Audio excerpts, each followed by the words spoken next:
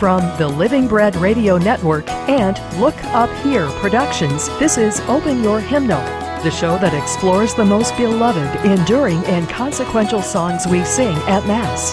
Here are your hosts, Matt Reichert and Zach Stachowski.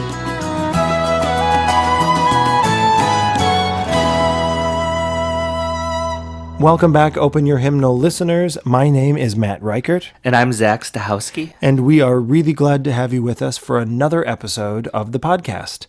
Now, Zach, a couple weeks ago, we had what so far has been our most successful program in terms of audience reach, and that was a program that focused on the songs of Mary. That's right. And in producing that episode, we solicited requests from our social media audience, and there was one song in particular that kind of rose to the top of the voting. And that song is something that we're going to actually devote all of today's episode to, and that song is Rory Cooney's Canticle of the Turning. Now, this is an episode that we produced back at the beginning of this year. Actually, it was our New Year's episode, so you'll hear us talk a little bit about that as well. So please open your hymnal to Canticle of the Turning.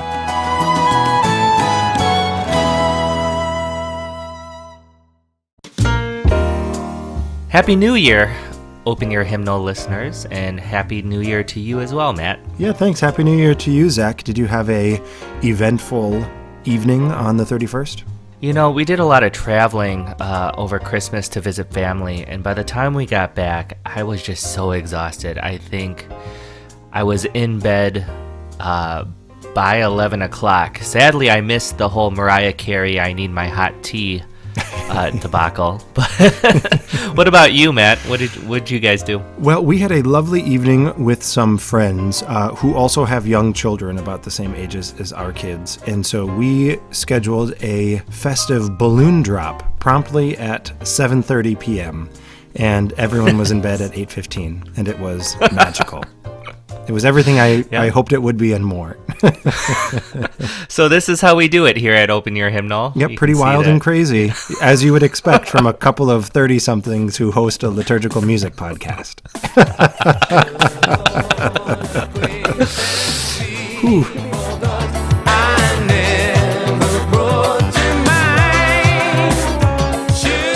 To be fair, part of the reason why I wanted to call it an early night on New Year's Eve is because I had to get up early to do Mass for on New Year's Day, Feast of Mary, Mother of God.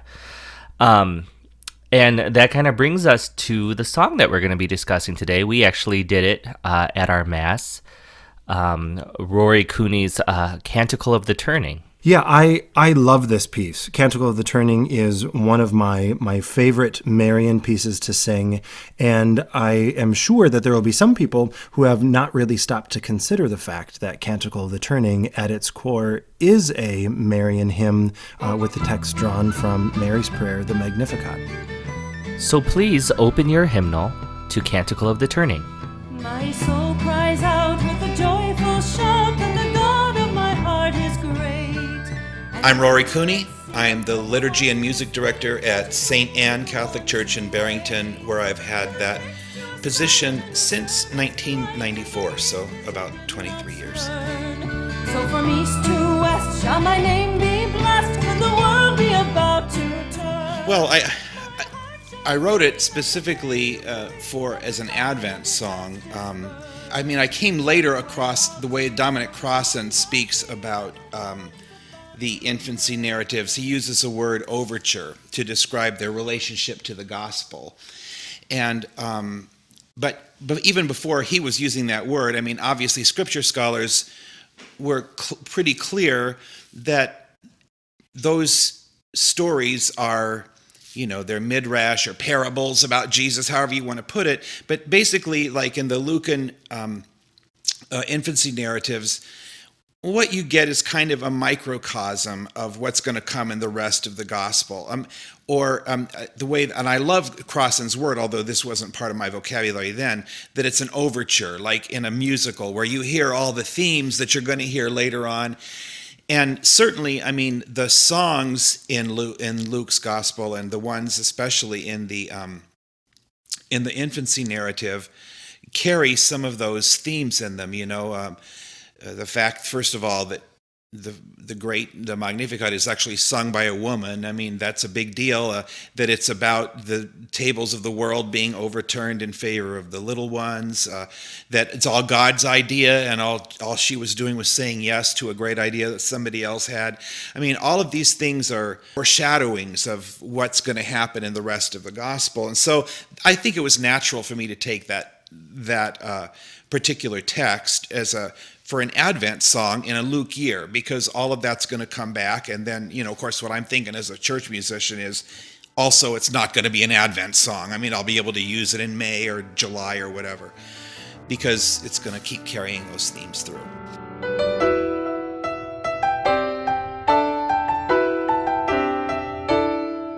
I mean, another thing that was driving me was that I wanted to, write a Marian piece that wasn't Marian, that wasn't sort of out of my childhood. Mary music was Lovely Lady Dressed in Blue kind of stuff, or my favorite, An Army of Youth. I wish I could. An Army of Youth. I'm just going to I have to fast forward through the song to tell you what. Heads lifted high, Catholic action our cry, and the cross our only sword. Oh, comrades true, dare and do, neath the Queen's white and blue.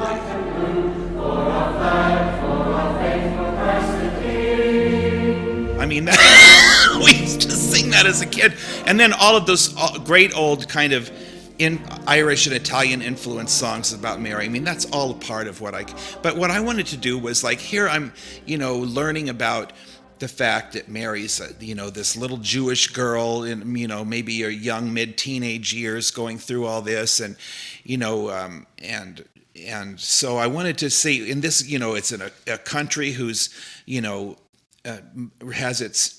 Rome has its boot on its neck, and before it was Rome, it was the Hasmoneans, and before the Hasmoneans, it was the Greeks, and before the Greeks, it was the Persians and the Babylonians. I mean, everybody always has their foot on. And here she's singing about freedom, and I just thought, I want the tune to be sound like, something you'd sing around the campfire, and when the bad guys weren't watching, that kind of thing. And so I think that, well, I'm sure, I'm sure because, I think that all of our big experience around that time, this would have been like in 1988 or so, maybe a little bit before that, was Chieftain's album, Irish Heartbeat. And they had a setting of They did their version of Star of the County Down on there, and I just thought to myself, this obviously it's a love song, right? But it has the right feel of kind of a subversive thing. So I just got that song in my head, and there's so many good things about it. I mean, when you look at the text, it has tons of in rhyme, and in rhyme does nothing except help you memorize. I mean, because you say the word, the God of my heart is great, and my spirit sings of the wondrous things. What's the next line? What rhymes with great? I mean, I know, I'm just trying to say, you go, oh yeah, it's, for the ones who wait, right? So it's all of those rhymes do nothing except help you memorize the lyric, which is what do you want people to do? Is you want them to like to sing it, and you want them to be able to remember it. That's really the deal. And so that's just where I went with it. I didn't try to, improve on the text. All I did was try to take the song that was there, take the Magnificat, and go from one to the other. And then I expanded that, my heart. I know my part, but in the original Magnificat text, my heart rejoices in God my Savior. Kind of expanded that a little bit into the refrain. And then the idea of the world about to turn, again, I'm thinking about the revolution idea. In the word revolution has to do with turning, but also so does the word conversion. And so I'm looking through the same lens, the kind of the RCIA lens, the kingdom lens, all that into the same thing. And honest to God, I mean, that song, it came out on Safety Harbor, so that was 28 years ago. And, right? Yeah, 28 years ago, right? And what's so great is the reception really it was kind of like, not that nobody noticed it, but I mean, the reception like in the last 10 years has been so like, it's like, sort of like you feel like everybody thinks of it as like you think of it as an overnight sensation when actually it all took place so long ago to me. But then, like more recently, as a Catholic songwriter from nowhere, right? To just imagine that, groups of Lutherans or in groups of Mennonites would be singing a song that I wrote about the words of the Blessed Mother as a Catholic.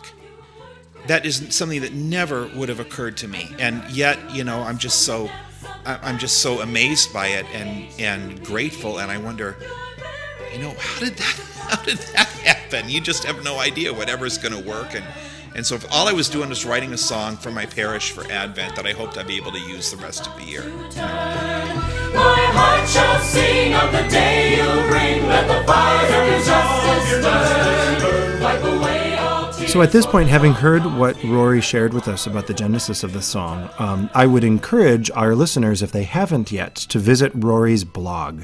RoryCooney.blogspot.com is where you can find Gentle Rain, his series of posts, and it's really wonderful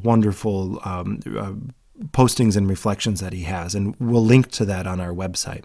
But he has a posting, an article about the story of this song, and I thought it was interesting that in it, he writes that while I was encouraged and grateful by its reception, the song Canticle of the Turning, early in the days after I had written it, I still felt some hesitation and self-doubt for using a completely secular melody with as beloved and sacred text as the Magnificat.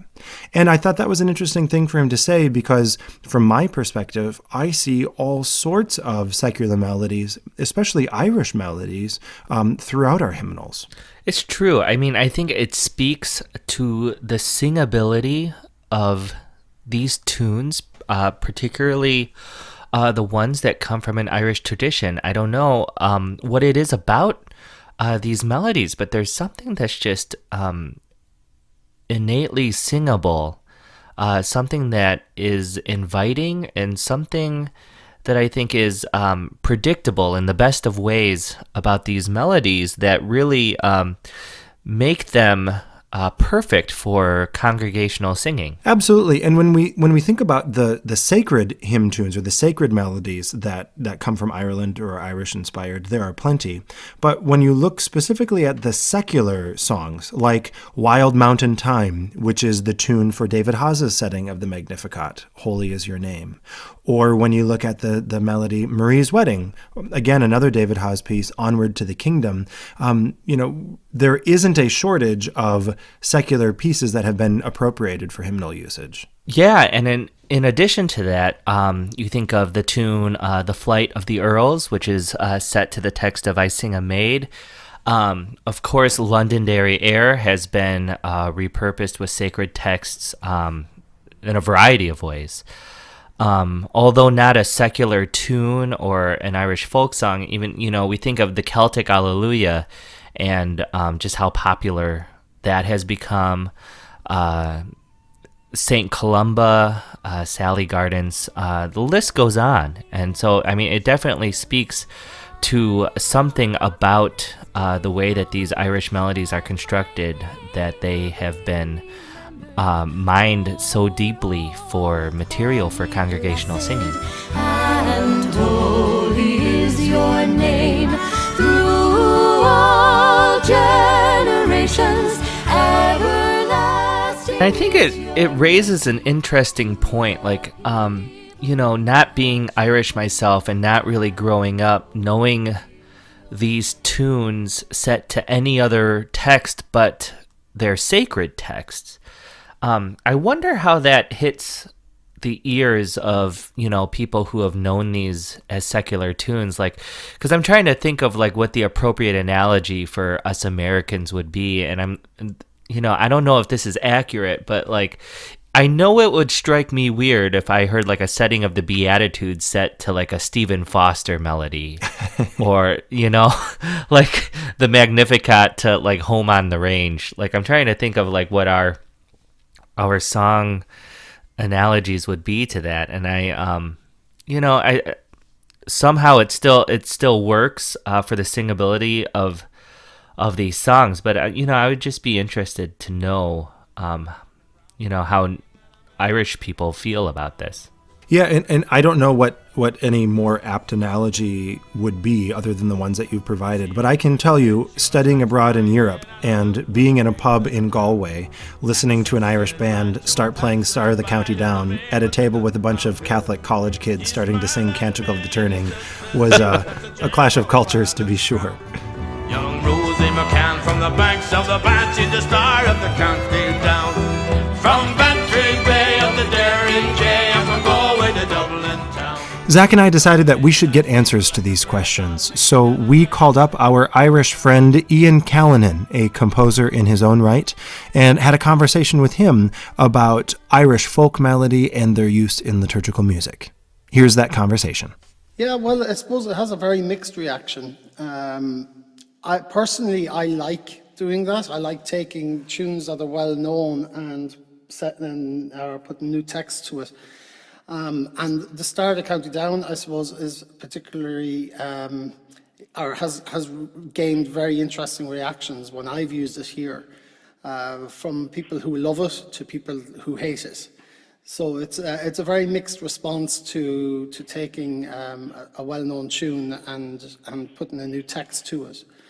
I suppose one of the dangers that you have, and I don't think this applies with the Star of the County Down, but one of the dangers you have when you take a traditional tune is that the original lyrics that might have gone with it might have been giving one particular message, and then when you put a new text to it, people's imagination, or I suppose their memory, is still in the original text. And I suppose that's why it spurs a very varied response. And then this got us to thinking too, and just wondering about what it is about Irish melody that is so instantly singable and accessible. I wonder if you have any thoughts about that.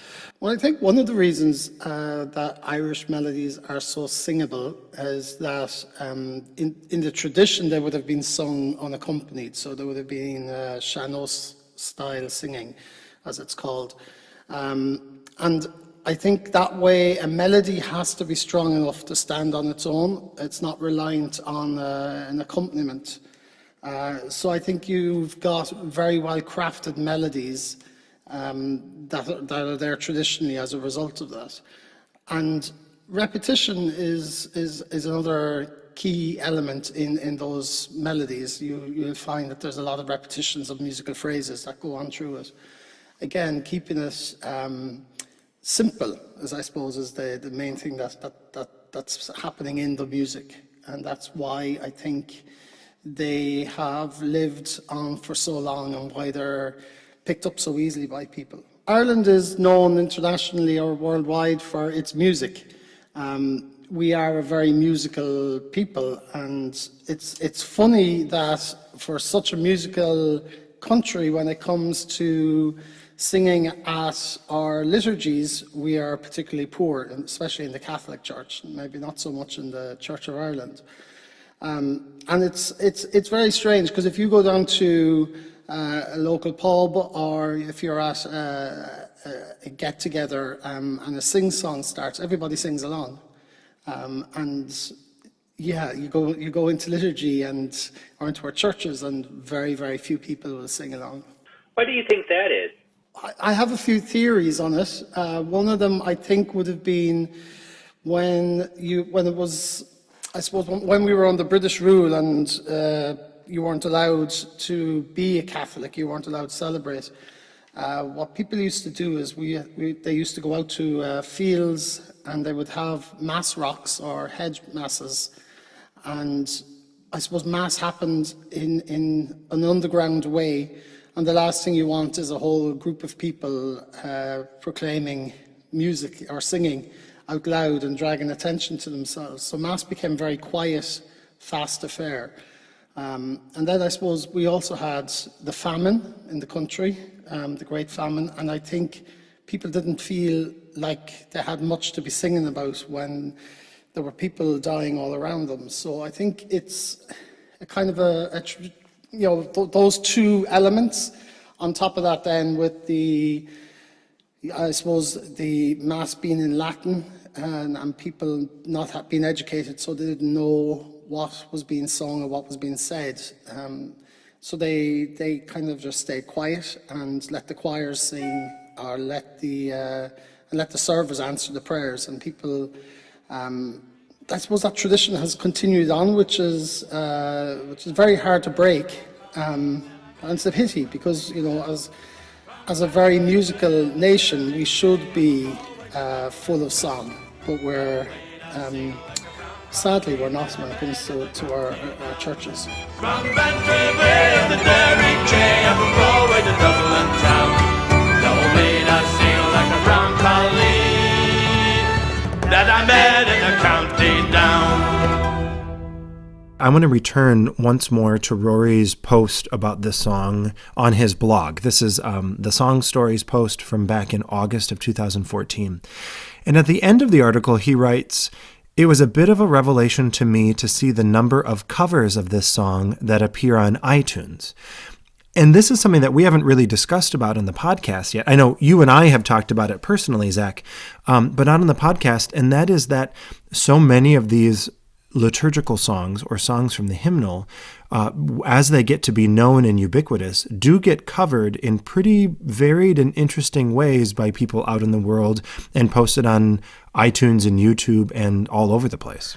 Yeah, I think it speaks to the fact that, these songs move people. They want to put their personal mark on these songs, and there's a lot to be expressed through them. And for better or worse, once you release a song, people are going to put their own kind of stamp on it, and you don't always know what you're going to get. Yeah, sometimes they certainly hit more of the mark than others.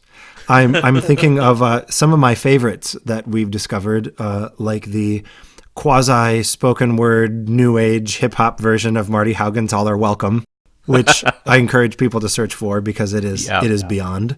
Yeah, you got to find it.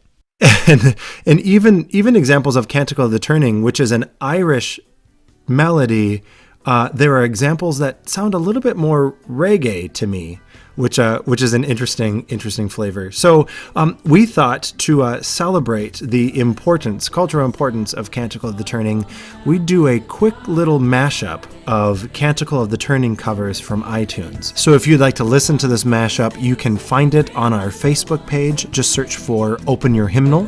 While you're there, make sure you give a thumbs up like to our page.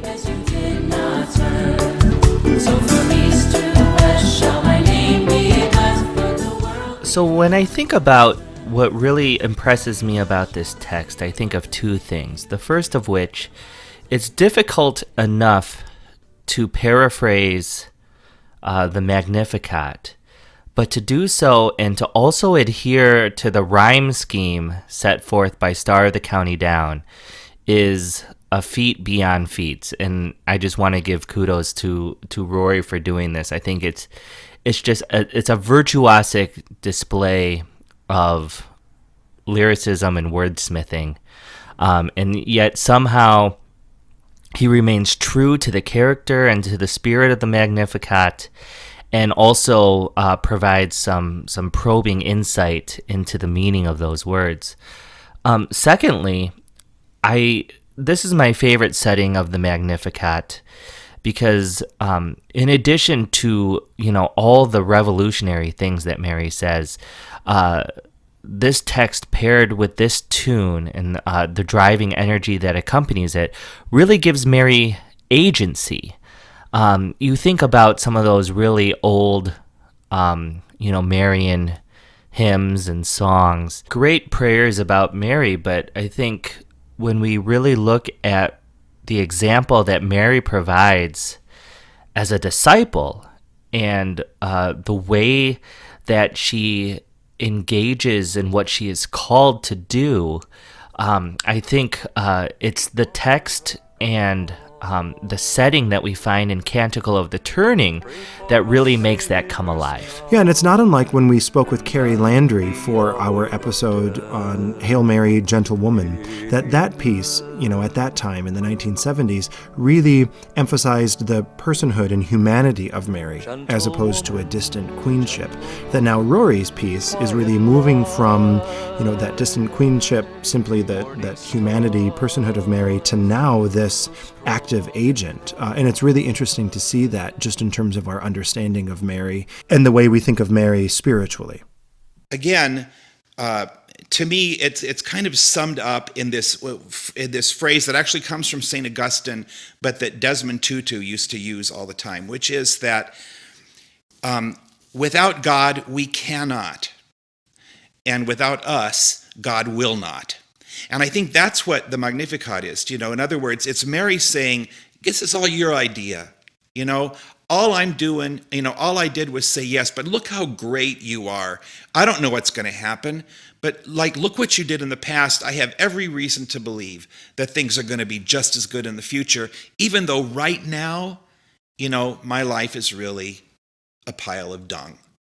And that's really what that's all about. It's about having faith and hope in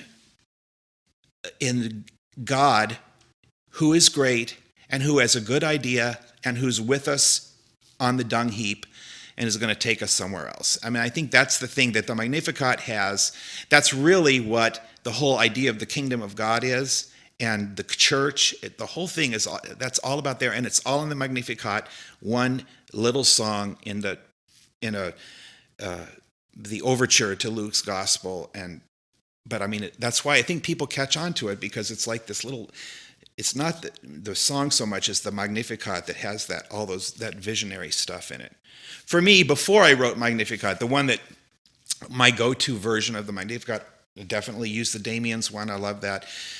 Was the Hybers one that Mike Jonka set it's called Mary's Song, with that refrain, happy are they who believe the promise of the Lord will be fulfilled. Again, great Advent, looking at the whole Magnificat through the Advent lens, But I think that, but again, it's very lyrical the way it's set, and I just feel like, the thing about the tune, the Star of the County Down tune, is it sort of takes you to, let's get up and kind of dance around the fire, that sort of thing.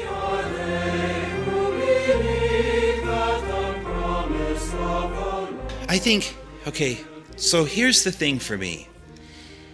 The thing that I have kind of this inner rebellion against, and so consequently there's going to be mistakes, is the idea that faith is about the future. The suggestion that Scripture is about the future, that it's, put up now and it'll be okay later. That was never what Jesus preached, and it's certainly not what the early church believed. Otherwise, we wouldn't have all these martyrs, and including Jesus. Not that he was a martyr. I don't want to say that, but the idea that what they were preaching about and trying to live was about changing this world. The whole idea, the Jewish idea of the apocalypse in the book of Daniel and so forth, that's not about God making justice for Jews in a different world. It's about God through a son of man, which is to say someone who looks like one of us, someone like one of us, in other words, us.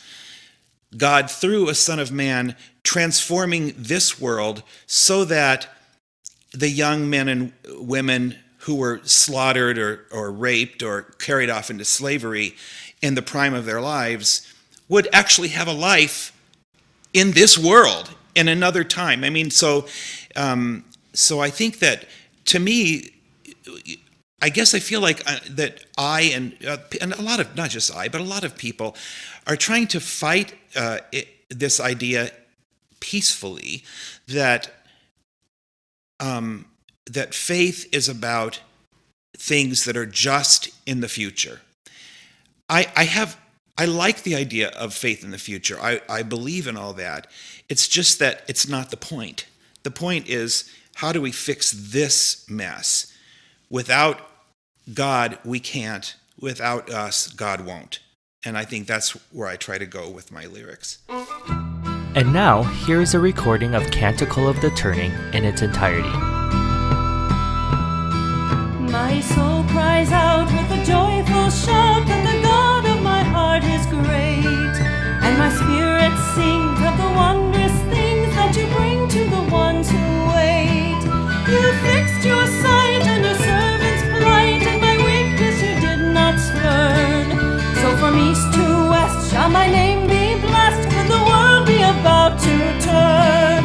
My heart shall sing of the day you bring, that the fires of your justice burn. Wipe away all tears, for the dawn draws near, and the world is about to turn.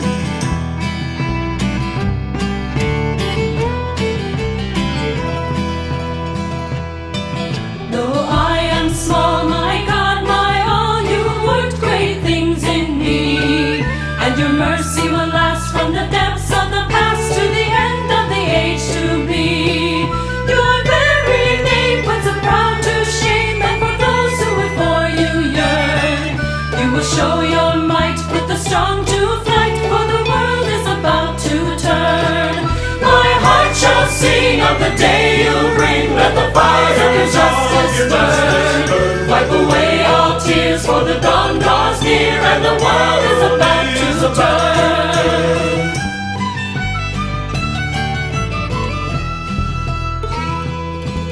From the halls of power to the fortress tower, now the stone will be left on stone. Let the king beware, for your justice tears every tyrant from his throne. The hungry poor shall weep no more for the food they can never earn. There are tables spread, every mouth be fed, for the world is about to turn. My heart shall sing of the day you bring, let the fires of your justice burn. Wipe away all tears, for the dawn draws near, and the world is about to turn.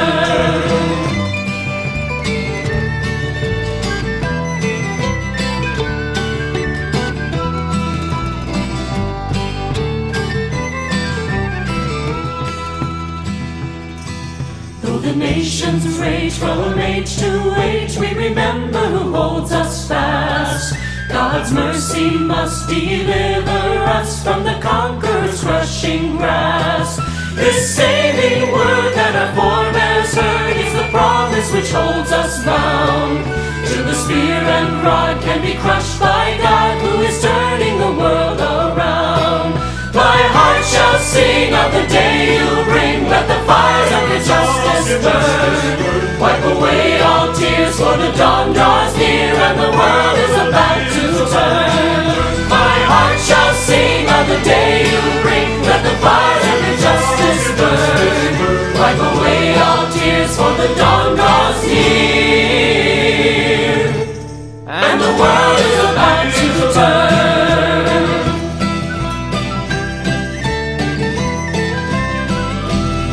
And now we'll be right back after a word from our sponsors. We want to make sure all of our listeners know about the One Call Institute.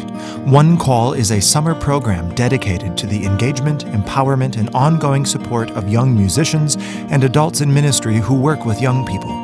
Our summer program is a 6-day intensive institute designed to provide opportunities for participants to grow musically, theologically, spiritually, and communally.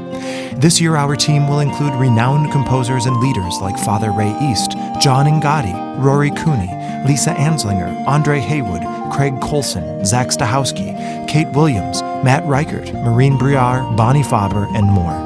Come learn, sing, and pray with musicians and leaders from across the country and beyond. For more details, visit onecallinstitute.org.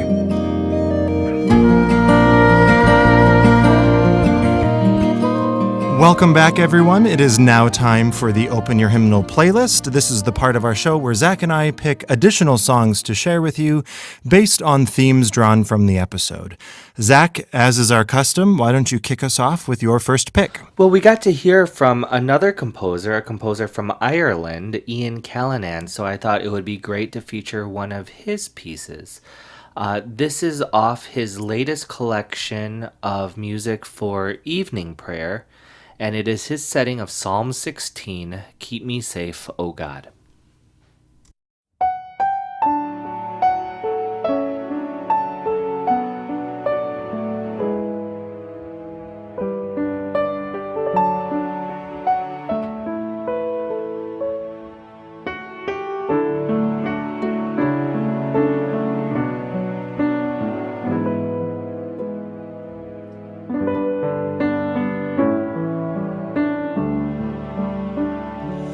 Keep me safe, O God, you are my hope.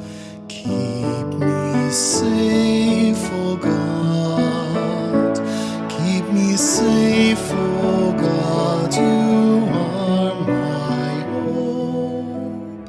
Keep me safe, O God. Faithful God, I look to you. You are my greatest good. I will fix my eyes on you, for you shall be my hope. Keep me safe, O God, you are my home. Keep me safe, O God. Keep me safe, O God, you are my home. Keep me safe, O God.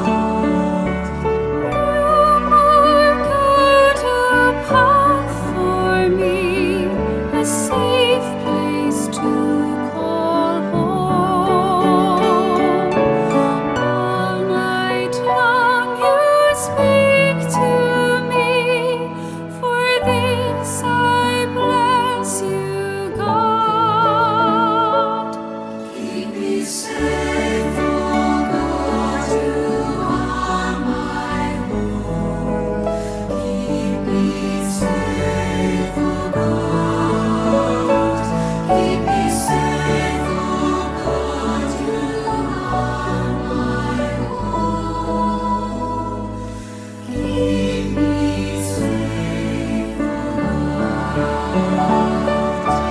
Now my heart shall sing for joy, my soul shall rest in hope. You will not abandon me, but show the path of life. Keep me safe, O God, you are my home. Keep me safe, O God. Keep me safe, O God, you are my home. Keep me safe, O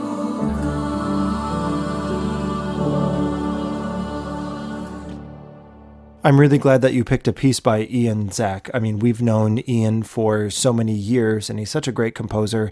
It's really been fun to see his pieces catch on here in the United States. Yeah, and listening to that song just makes me wish that that particular refrain for Psalm 16 occurred more in the Sunday lectionary. But coming up next, what do you have for us, Matt? Well, I really enjoyed the conversation with Rory about setting folk tunes and using folk tunes as the basis for liturgical songs. And of course, we discussed this in terms of Irish songs, and we mentioned a variety of other folk tunes from the Irish tradition that are used in our liturgy. But of course, that's also true for American folk songs. So I selected a piece from Tony Alonso. This is called At the Table of Jesus. And this is a song that incorporates a folk tune, an American folk tune that I think a lot of our listeners will recognize. At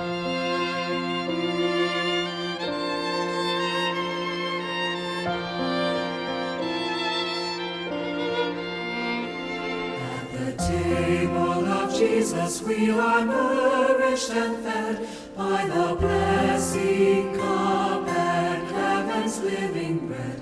At the table of Jesus, earth and heaven are wed. To a hungry world by our God we are led. Where love and charity are found, there God is among us, God's goodness abounds. As Christ gathers many as one, let our hearts be glad and reflect God's love. At the table of Jesus we are nourished and fed by the blessing cup and heaven's living bread. At the table of Jesus, earth and heaven are wed. To a hungry world by our God we are led. Now as we gather all as one, division is ended, communion begun. Let fear, anger, hatred now end. Let us dwell in love as our God intends. At the table of Jesus we are nourished and fed by the blessing cup and heaven's living bread. At the table of Jesus, earth and heaven are wed. To a hungry world by our God we are led.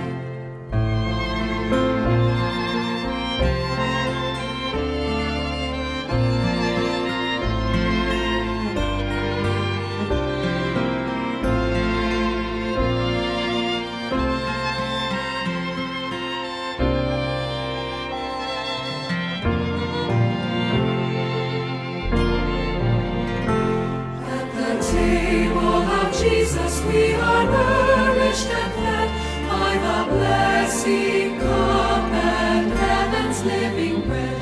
At the table of Jesus, earth and heaven are wed.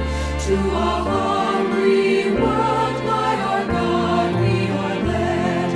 Joined with the angels and the saints, beholding God's glory and tasting God's grace, we'll sing praise in God's holy place, and with heaven's hosts we'll come face to face. At the table of Jesus we are nourished and fed by the blessing cup and heaven's living bread.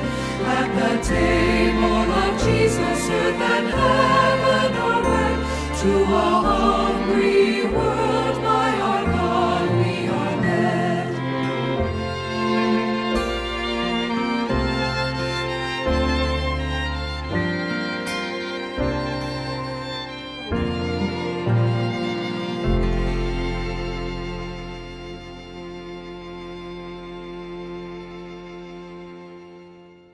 So, as you can imagine, when we were putting together our Marian episode, there were a lot of songs that we had to leave behind, unfortunately, just for time. And I'm so glad to be able to include this one in this episode. It's another setting of the Magnificat. This is a setting by Rory Cooney.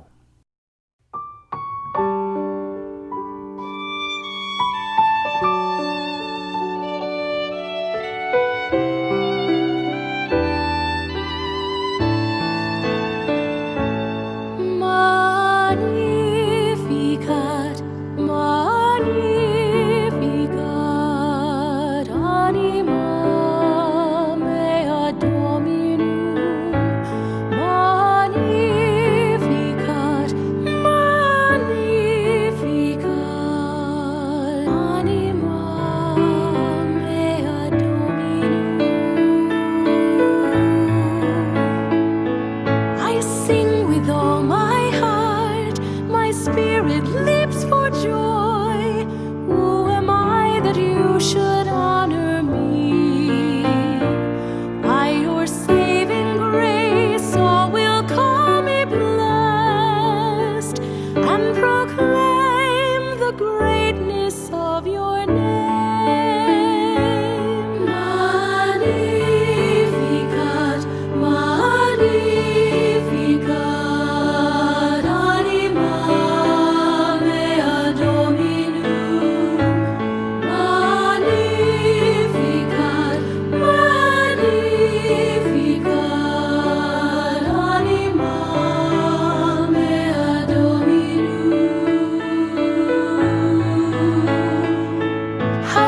great your gifts to us, how wonderful your works. With your power you strengthen all the weak. Your mercy will endure, steadfast is your love. All the faithful follow and believe.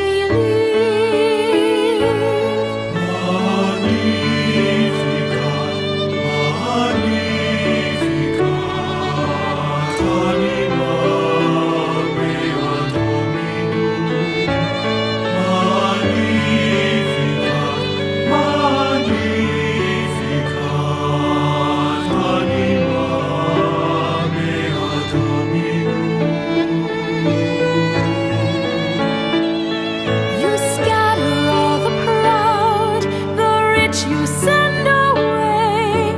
All the mighty vanish in your sight. You fill each hungry heart, raising up the least. You are hope for all who are in need. Magnificat,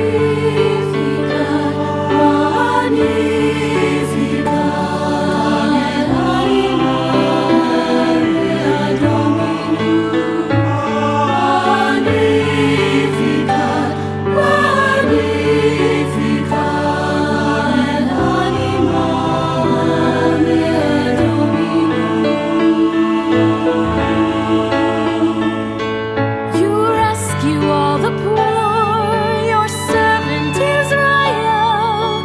You preserve your promise long foretold. You keep your saving word, faithful is your name.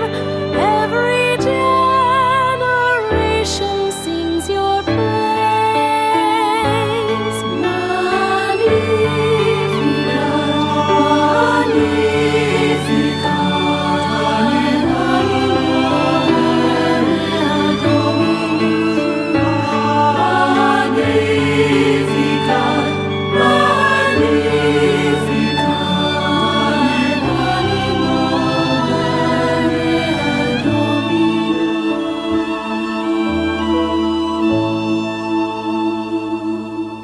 You know, this playlist part of our show has quickly become a favorite thing for me. And one of the reasons that it's just so enjoyable is because I love hearing the different way that composers set the same text, and hearing Laurie's very lyrical setting of the Magnificat, very gentle in many ways compared to Rory's, is just wonderful and helps illustrate, you know, the real depth and complexity of the text that we sing and pray. Yeah, and of course, hearing the two interpretations side by side like this isn't to say one is more correct than the other, but to suggest that hearing both versions allows us into a deeper contemplation of all the various things that the text offers us. Yeah, I think you're exactly right. And I think that's a good response when people ask questions like, do we really need another setting of the Magnificat? It's not so much that it's another setting, but it's just a different way of expressing another way of understanding and praying with that text. And so what do you have to close us out with, Matt? Well, obviously, Rory Cooney is a composer who is able to craft very singable melodies and work with very singable melodies, but we focused a lot also on his ability to craft text and very profound, prophetic, descriptive text. And this next piece is a fairly recent composition of his that's going to demonstrate both of those gifts. This is a song called To You Who Bow, and it actually is a song that was commissioned by Rory's choir at his parish for his 60th birthday. So this is a very special song that showcases Rory's ability both to craft melody and text.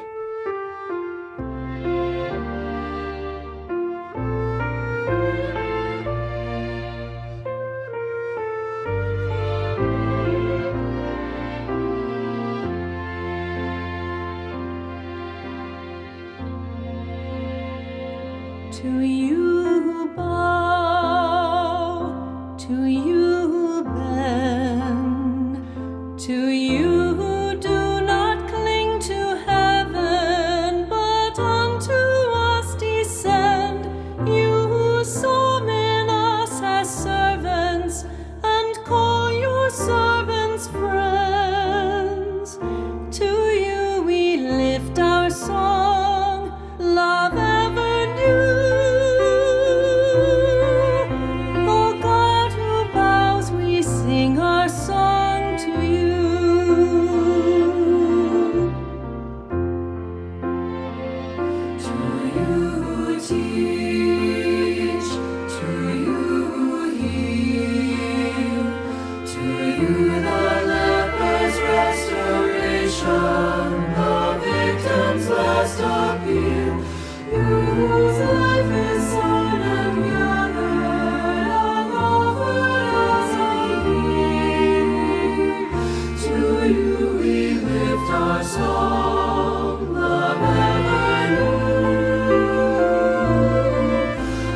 God who knows, we sing our song to you.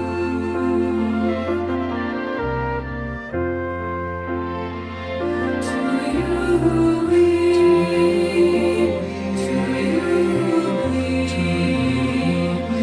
you dream the boundaries of Orion, but will not break the reed.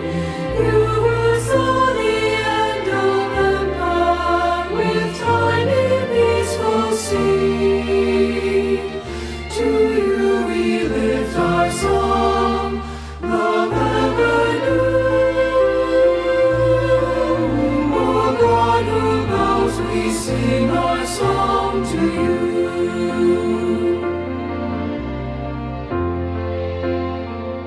To you who starve, to you who thirst, to you condemned to death by malice, abandoned and accursed, you who promised to the wretched, the last will be made first. To you we lift our song, love ever new.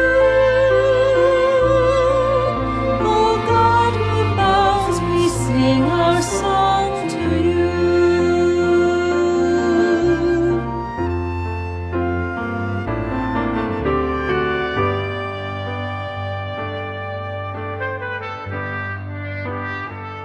To you rise, to you our peace, to you lead the way before us, whose spirit might and frees, and once the Alpha and Omega, whose love shall never cease.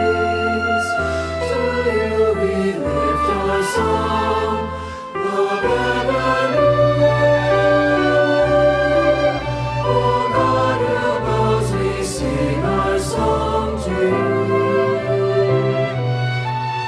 Oh God who knows, we sing our song to you.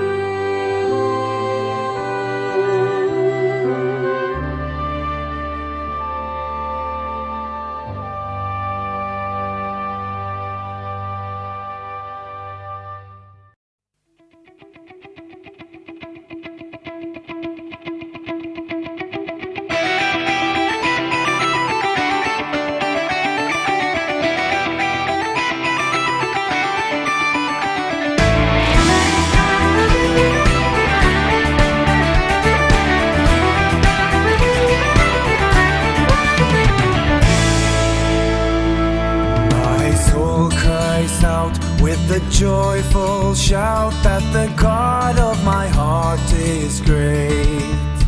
And my spirit sings of the wondrous things that you bring to the ones who wait. You fixed your sight on your servant's plight, and my weakness you did not spurn. So from east to west shall my name be blessed, could the world be about to turn. Though I am small, my God, my all, you work great things in me. And your mercy will last from the depths of the past to the end of the age to be.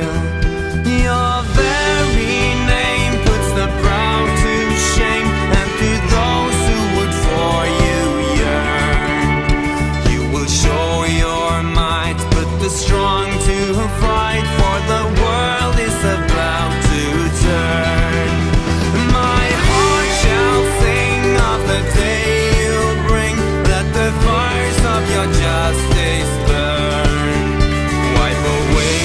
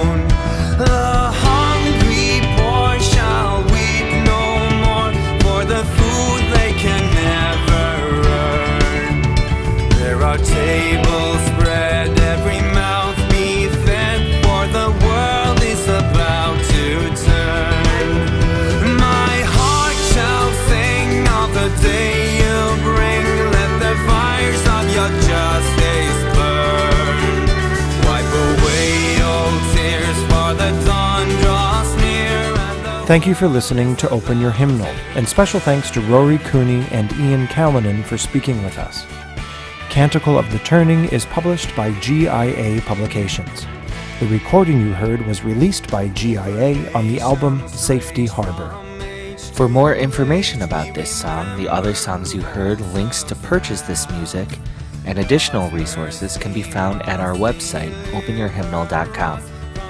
Production assistance and support for this episode was provided by GIA Publications. Be sure to follow Open Your Hymnal on Facebook, Instagram, and Twitter. And if you haven't yet, you can subscribe to this podcast through iTunes and Google Play. For Open Your Hymnal, I'm Zach Stahowski. And I'm Matt Reichert. Thanks for listening. You've been listening to Open Your Hymnal. All content of this episode is property of Look Up Here Productions or its content suppliers and is protected by United States and international copyright law. For more information about this show and its use, please visit openyourhymnal.com.